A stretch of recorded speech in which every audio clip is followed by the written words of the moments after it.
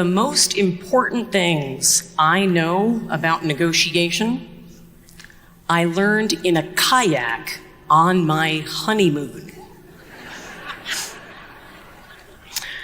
Picture this. I arrive in Hawaii, and I look adoringly at my brand new husband as we get in a 2-person kayak together for a river tour. Then things go wrong. Fast. You see, in a 2-person kayak, the passenger in the back, usually the larger passenger, is supposed to drive using their paddles. Well, I didn't like how he was driving. So I decided to drive my own way. And exactly at the moment I thought I had taken over, we flipped over 3 separate times. Apparently, we set a record. So I get back in the kayak, now dripping wet, when our guide up ahead turns back and says, "Okay, folks, let's negotiate these things to the left, because you're going to hit that beach up ahead." Negotiate the kayak. In that moment, I realized that although I had been teaching negotiation for a few years already, I had missed something important. And I was not alone. A lot of us have misconceptions about negotiation. We're taught that it's a battle over money, that it involves losing. So we either fear it or we avoid it altogether. In fact, 54% of us didn't negotiate our last salary. That's from research, by the way. I'm not actually seeing into your souls. The fact is that before that guide, I had never heard anyone use the word negotiate that way before. I too had absorbed this message that it was a contest of wills. You know, like 5 minutes earlier when I dunked us in the river. But there's another way to think about it, isn't there? When I negotiate my kayak toward a beach, what am I doing? I'm steering. Today, I want to share 5 lessons about negotiation that just might change your life. And the first is this: negotiation is simply steering. It is any conversation in which you are steering a relationship. And it's so much more than the money conversations. You know, just like a kayak where we want to steer consistently to get to our goal, we can be steering our relationships almost every minute of the day. You know, when I got back from that honeymoon, I looked around and I saw opportunities to negotiate everywhere. I could be getting to know my bosses better so that I understood what they prioritized most. I could be calling my clients regularly and asking them what was new in their businesses. And I realized something powerful. If we intentionally focus on the everyday steering, what happens when we do get to the money conversations? We're more likely to be successful. Which brings me to lesson 2. Curious people make more money. There's one negotiation technique that most of us are not using. So years ago, a professor set people up to negotiate as part of a study. Only 7% of those people achieved the optimal outcome. What did they do? Well, they didn't lead with their points. They asked questions first. Bottom line, in negotiation, you get more by asking questions than you do by arguing. But not just any questions. That 7%, they asked open questions, questions that uncovered the other person's needs, concerns, and goals. And most of us aren't great at that. When I teach people about asking questions, I say, okay, I've just taken a trip. What can you ask me to get some good information? Top 2 questions they ask, I bet you could guess. Number 1, where did you go? Reno. Did you have a good time? Yeah. 2 closed questions, 2 one-word answers. So, what's the best question?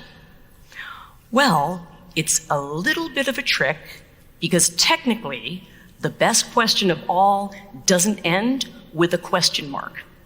It's, tell me all about your vacation. Tell me is the biggest question you can ask, and it is the most powerful first question in any negotiation, at work or at home. With the hiring manager, tell me how the company sees the salary range for this position. With your teenager, tell me what's making you ask for a $50 a week allowance. Tell me gets you the most information, but it also builds trust, so it creates the best deals. Lesson 3, the negotiation starts before the negotiation starts. Most people don't know that every negotiation actually comes in 2 parts. The second part we all know about. That's where we're sitting down with someone else. But that first part, that's what I call the mirror. Because we have to negotiate with ourselves first before we negotiate with anyone else. And it's the most critical part of the negotiation too, because if we don't get this right, the negotiation stops there. We don't ask. We get confused about our priorities. We shut ourselves down before we give anybody else the chance. If you want to master the mirror, try asking yourself, how have I handled something like this successfully before? Did you know that research shows if we think about a time and write it down, that we achieved great results before we go in to negotiate, we are more likely to negotiate well. Why?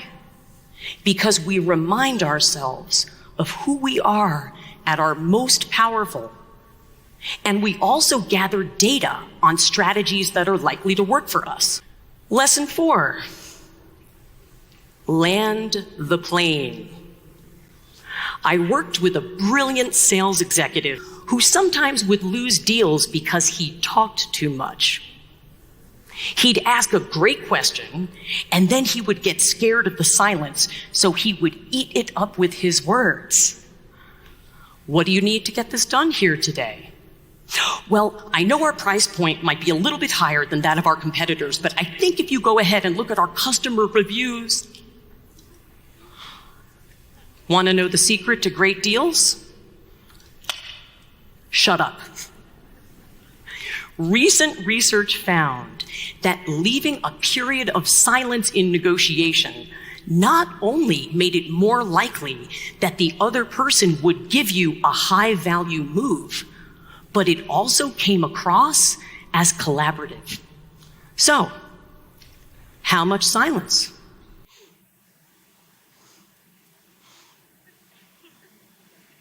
I just did it. 3.5 seconds. See? You were nervous, but we all survived. That's what I call landing the plane.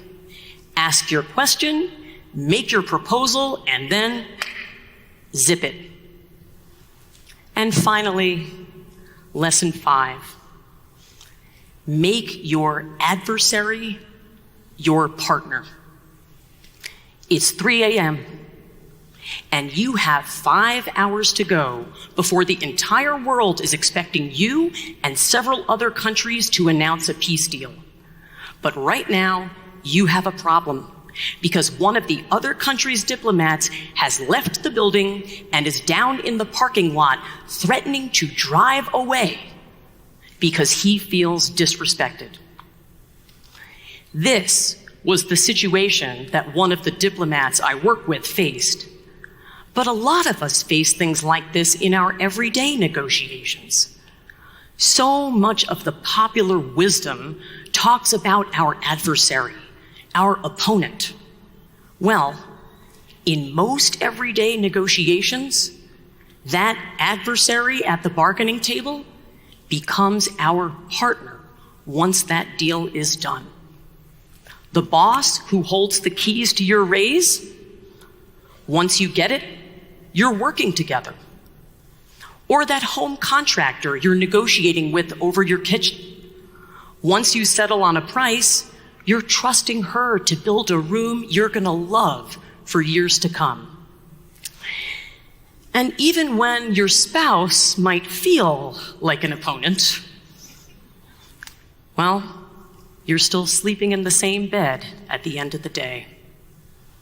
That diplomat I worked with, he walked out of the building, down to the parking lot, and he approached the man who had left. He said to him, "We are on the same side." He listened.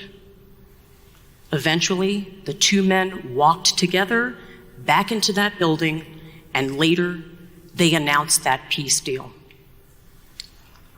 My negotiation motto is this: I never request, I recruit. I don't want to talk to someone across the table. I want to pull them around with questions to my side of the table so that we are now co-conspirators working toward the same goal. Negotiation is not a battle. It is simply steering. And if we lead with curiosity about ourselves and about others, we won't just create great deals, we'll create great relationships along the way.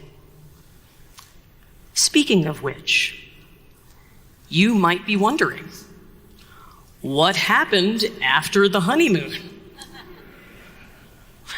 Well, I'm glad to report that my husband and I have been happily steering together for 18 years.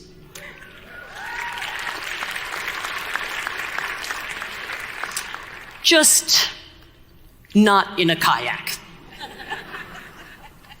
Thank you. 恳请点赞，订阅我们的频道，一起学习演讲中的实用英语。